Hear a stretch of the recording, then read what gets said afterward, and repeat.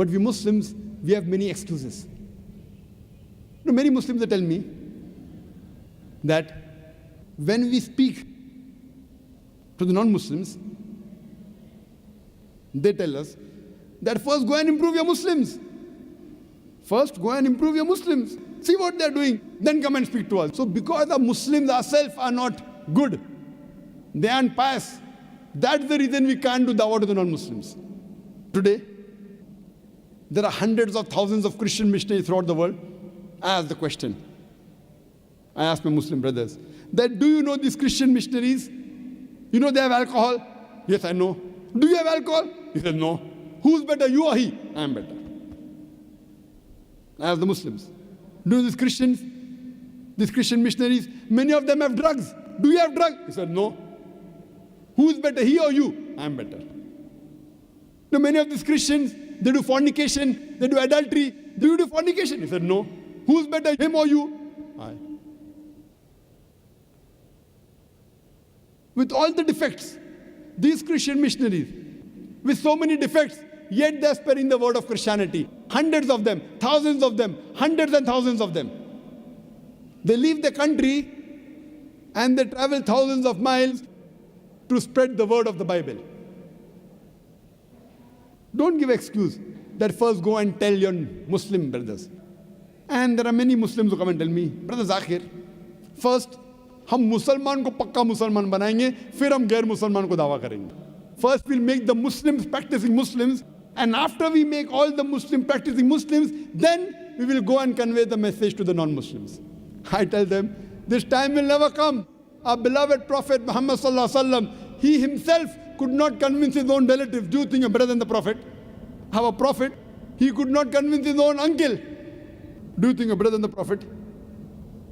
It's mentioned in Sahih Bukhari, in the book of Salah, poem number 1, that the Prophet says that in Medina, there were Muslims who did not come to the mosque for the compulsory Salah. Talking about Jummah Salah.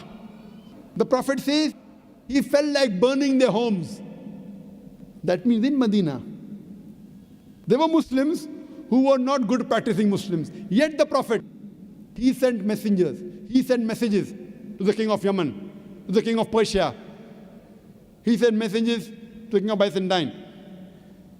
He did not say, first I'll make all the Muslims 100% practicing Muslims and then I'll convey the message to the non-Muslims. You have to do both simultaneously. When you meet a Muslim, fine, do Islam with him. When you meet a non-Muslim, do dawah to him. Both are equally important, dawah and Islam. But if no, which is more important? Both are important. No, which is more important? So I asked him the question. Suppose a patient of heart attack comes to a doctor, stroke. And a patient of common cold comes. And the doctor has limited time. Who should he treat? A person with heart attack or a person with common cold? Who?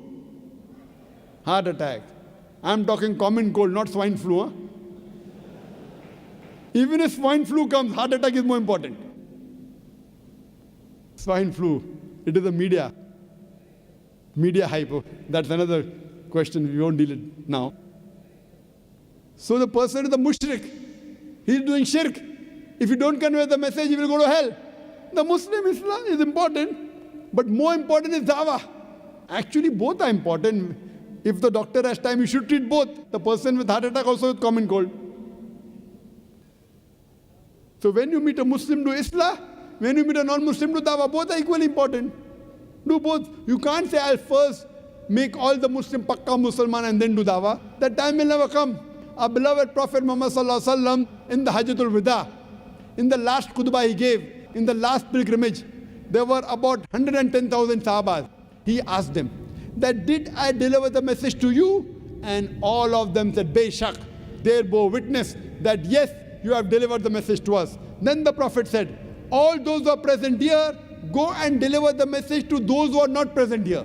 And do you know, out of 110,000 Sahabas, more than 90,000 Sahabas are buried outside Arabia. Doing what?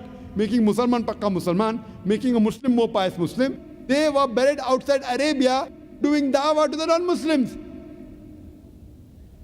More than 80% of the Sahabas, they went outside following the commandment of the Prophet doing dawah to the non-Muslims.